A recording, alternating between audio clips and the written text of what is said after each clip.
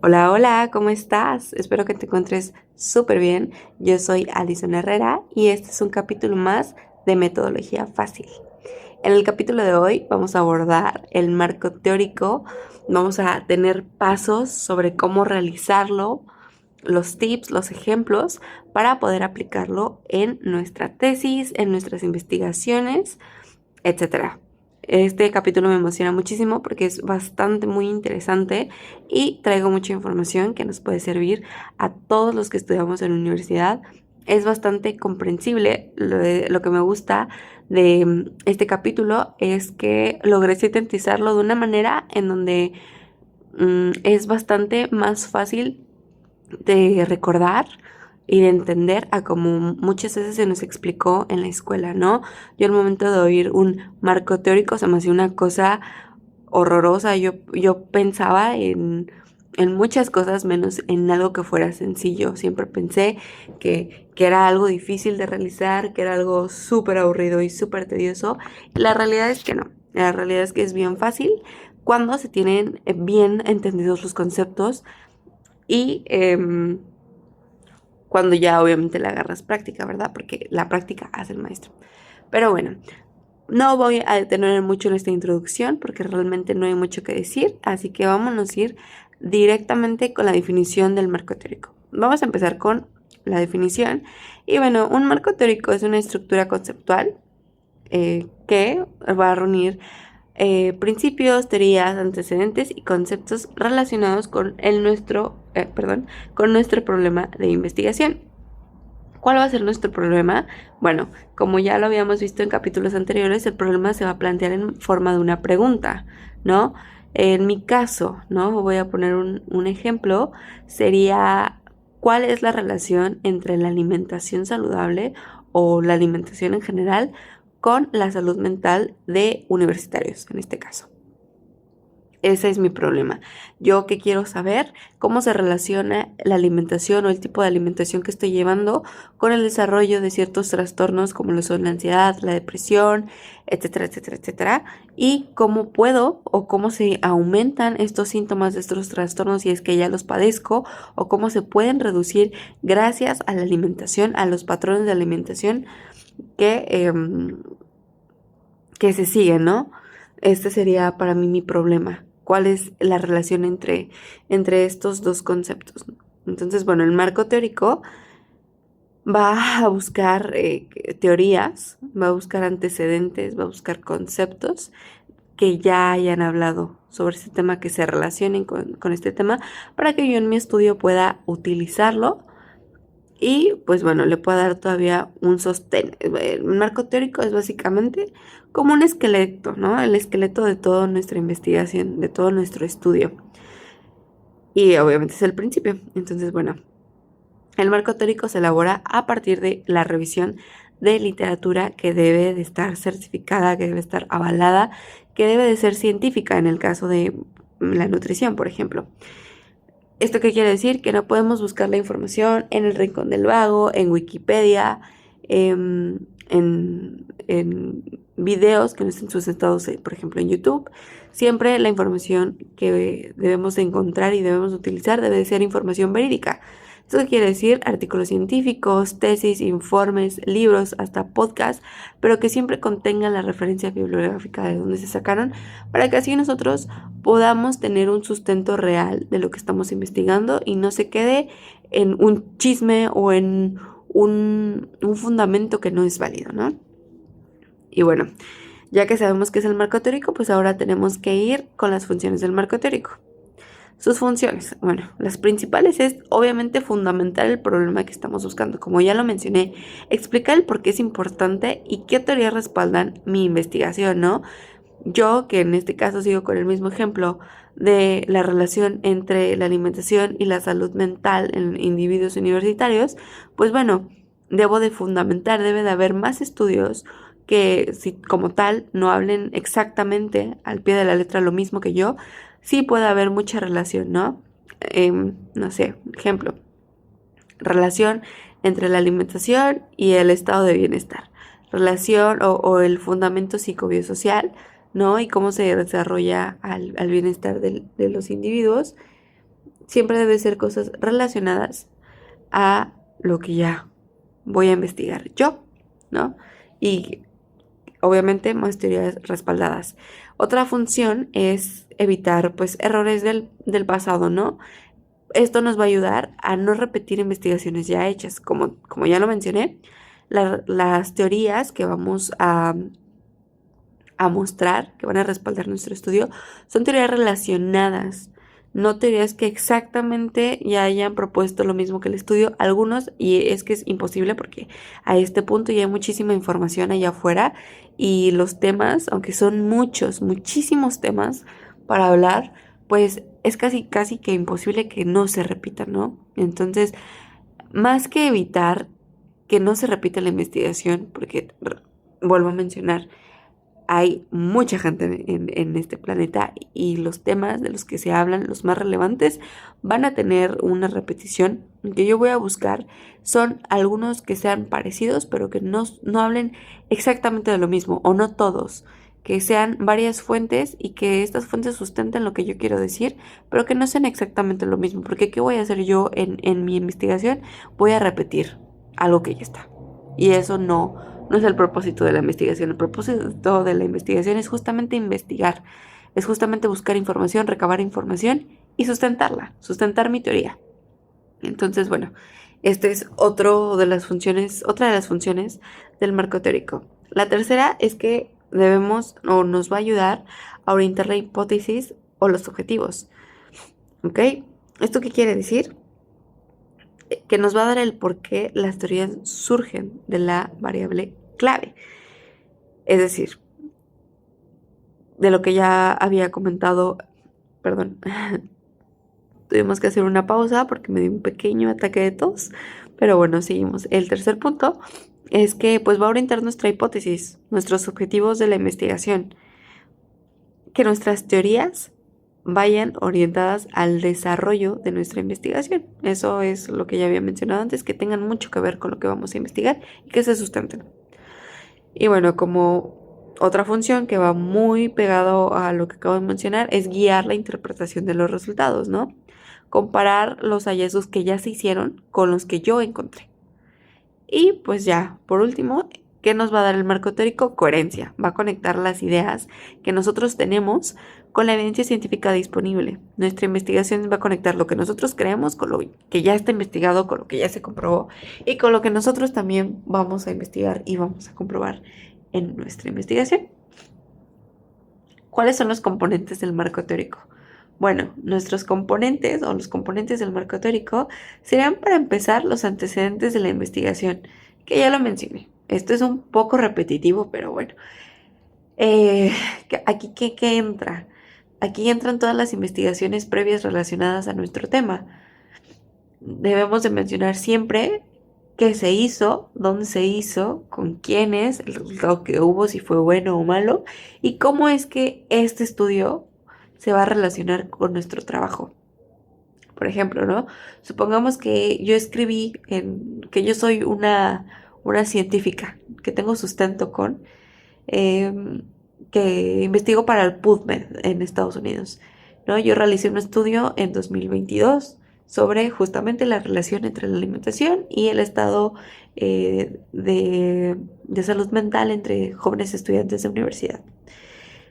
¿Cómo podría ejemplificar este punto con lo que acabo de mencionar? Sería algo así como en un estudio de Alison Herrera, o sea, yo, entre paréntesis 2022, esta es la citación en APA, ¿no? Se encontró el consumo de alimentos ultraprocesados que se asocia con un mayor riesgo de síntomas depresivos en estudiantes de nivel universitario. Y bueno, ¿qué más? Estos hallazgos coinciden con la hipótesis del presente estudio, que plantea una relación entre la calidad de la dieta y el estado emocional. Es decir, un ejemplo de un antecedente de una investigación. Como se dan cuenta, aquí no puede haber entre comillas. Es al final como una paráfrasis de lo que yo ya leí de este estudio y al final debo de citar en APA. Pero no puedo copiar y pegar. no puedo poner comillas justamente porque no puedo copiar y pegar. Siempre debe ser una síntesis con una citación en APA. Y bueno, como un consejo, ustedes pueden incluir al menos unos 5 estudios previos relevantes.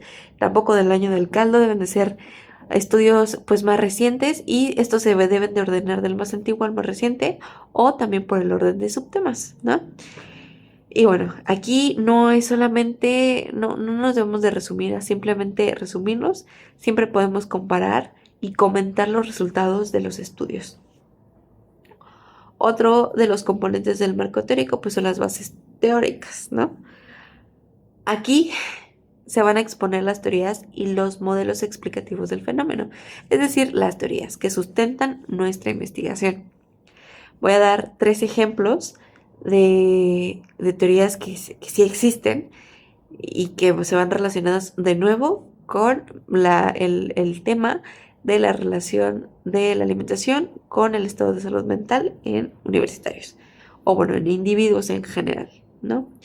Tenemos la teoría del bienestar subjetivo por Denier en 1984. ¿Qué plantea esta teoría? Plantea que el bienestar depende del equilibrio entre emociones positivas, negativas y la satisfacción vital. Luego también otra teoría que se relaciona a nuestro tema sería el modelo biopsicosocial de la salud por Hegel en 1977. ¿Qué explica esta teoría? Explica que los factores biológicos, psicológicos y sociales interactúan para determinar la salud, no solamente lo que consumimos, sino también lo que nos rodea. Y la tercera teoría sería la teoría de la nutrición óptima por Pauling en 1970. Esta teoría sugiere que los nutrientes influyen directamente con la función cerebral, que para este punto, para este momento, 10 de septiembre del 2025, está más que comprobado que sí hay una relación entre los nutrientes y la función cerebral. Pero bueno, para ese entonces no la sabía. Y esto es simplemente un ejemplo de las teorías, ¿no? De cómo pueden ir relacionados. Pueden algunas veces incluir esquemas o cuadros comparativos para mostrar las diferencias entre diferentes teorías, pero esto es simplemente opcional. Después, como tercer componente del marco teórico, tenemos las bases conceptuales, que van a ser los conceptos claves que vamos a utilizar en nuestra investigación. Cada definición debe de venir de, obviamente, una fuente confiable. En este ejemplo, como estamos hablando de un tema científico, de un tema relacionado a la nutrición, pues podría ser la OMS, la FAO, la Asociación Mexicana la Asociación Americana del Corazón, etcétera, etcétera, etcétera, ¿no? Bibliografía que esté sustentada científicamente. Y bueno, ¿qué ejemplos en este caso puedo dar con el mismo tema que ya he mencionado una y mil veces en estos minutos que llevamos de podcast? Pues bueno, es básicamente, en mi caso, ¿no? ¿Qué definiciones puedo dar? Un ejemplo, salud mental. La OMS, por ejemplo, define que el estado de bienestar es en el que las personas reconocen sus capacidades, afrontan las tensiones normales y contribuyen a su comunidad. Esto lo dicta la OMS en 2022. También tenemos la definición de alimentación saludable, ¿no? La alimentación saludable es aquella que aporta todos los nutrientes esenciales en cantidades adecuadas, favoreciendo la salud y el bienestar, definido por la FAO en el 2022. También tenemos otra tercera definición, que es el estrés académico. El estrés académico es el conjunto de respuestas fisiológicas y psicológicas que experimentan los estudiantes ante las exigencias escolares. Esto, según González 2018. Son básicamente todas las definiciones que vamos a estar dando, que se van a relacionar con nuestra investigación, que obviamente no pueden venir igual entre comillas, sino que vamos a parafrasear lo más acertado a lo que nos dicta la fuente que hayamos buscado, y de igual manera lo citamos en APA al final. Y bueno, para ser un poco más claros con todo lo que he explicado, básicamente el cómo redactarlo paso a paso es lo siguiente. Debemos de empezar con una introducción, explicar brevemente el por qué es importante construir nuestro marco teórico alrededor pues, de nuestra teoría, porque es importante el tema del que vamos a hablar en nuestra investigación. Luego ya vamos con el desarrollo de los antecedentes. Vamos a resumir y analizar las investigaciones previas, ¿no? Como ya lo había mencionado. Después exponemos las teorías. Puede ser en manera de texto o en manera de un esquema, de un cuadro comparativo para poder compararlas. Y como cuarto punto, definimos los conceptos claves de fuentes, todo esto obviamente de fuentes confiables, y volvemos a citar en APA, y al final se cierra con una síntesis, que es un resumen de los puntos más importantes y cómo se vinculan con nuestro estudio. Al final de todo esto, cómo es que todos estos conceptos, cómo es que todas estas teorías se integran a la investigación que vamos a realizar. La extensión sugerida para un marco teórico es, por lo general, cuando son investigaciones cortas o proyectos escolares, de 3 a 5 páginas. Y cuando son artículos científicos o tesis, ya van de 8 a 20 páginas. Pero esto va a depender mucho de la profundidad del tema. Y bueno, las recomendaciones generales es citar correctamente en formato APA7 o dependiendo del formato que se te pida en tu institución. Debemos de evitar párrafos demasiado largos, como un máximo de 10 líneas, y debemos de siempre utilizar conectores lógicos. ¿Estos cuáles son? Pues serían además, por otro lado, en contraste, sin embargo, etcétera, etcétera, etcétera. Y no podemos copiar y pegar, como ya había mencionado, siempre debemos de parafrasear la información. Y para finalizar, debemos de siempre organizar los subtemas de lo general a lo específico. Un ejemplo de una estructura final del marco teórico sería como el siguiente. Bueno, empezamos con nuestro marco teórico. El punto número 1 sería la introducción, el punto número 2 serían los antecedentes, y en este se abren pues un 2.1, 2.2, 2.3, dependiendo de los antecedentes que vayan a hacer, en donde pues vamos a exponer pues los parafraseos de las investigaciones que ya hemos leído o investigado previamente. Este es el estudio sobre la alimentación y la salud mental como punto 2.1 y punto 2.2, estudios en estudiantes universitarios. Como punto número 3 tenemos las bases teóricas, que son las teorías que mencioné hace un ratito. Serían 3.1, que es la teoría del bienestar subjetivo, el 3.2, que es el modelo biopsicosocial, y después nos vamos a el cuarto punto del marco teórico, que serían las bases conceptuales, básicamente los conceptos, bases conceptuales o conceptos. Y ya vamos de ahí definición por definición. En este caso 4.1 sería la definición de la salud mental y 4.2 definición de alimentación saludable. Le podemos agregar un 4.3 con definición de la definición, por ejemplo, de microbiota, etcétera, etcétera, etcétera. O sea, podemos agregar aquí un sinfín de definiciones y pues ese va a ser el punto por punto. Y ya para finalizar, siempre la síntesis del marco teórico, una pequeña conclusión de toda esta introducción. Ojo, no es la conclusión final de nuestro estudio, sino la conclusión final de todo lo que hemos recabado y cómo ésta se va a relacionar con el estudio que a continuación vamos a dar, a mostrar, ¿no? A continuación nuestro desarrollo. Entonces todo esto nos va a ayudar a, pues, a hacer en general todo el esqueleto de nuestra investigación y a poder darle un sustento válido para que podamos explicar de mejor manera, que se pueda entender de mejor manera el propósito de nuestra investigación. Y bueno, eso es básicamente en palabras cortas, muy resumido, qué es un marco teórico, para qué nos sirve, cómo hacerlo y algunos ejemplos. Espero que te haya servido un montón. Traté de hacerlo lo más resumido posible, de no hacerlo tan aburrido, de tratar de pues hacerlo fácil, como realmente es, que no hubiera tantas palabras rimbombantes, ni que estuviera explicado de una manera muy difícil, porque la realidad es que no lo es. Entonces, bueno, esto es básicamente todo de mi parte. Espero que este capítulo te haya servido de algo y que puedas utilizarlo próximamente, que pueda serte útil y que lo hayas disfrutado muchísimo. Te deseo una muy buena semana, perdón, y que siempre, siempre puedas seguir investigando, educándote y aprendiendo. Yo soy Alison Herrera y esto fue el podcast del capítulo de hoy. Nos vemos en el próximo episodio. Bye.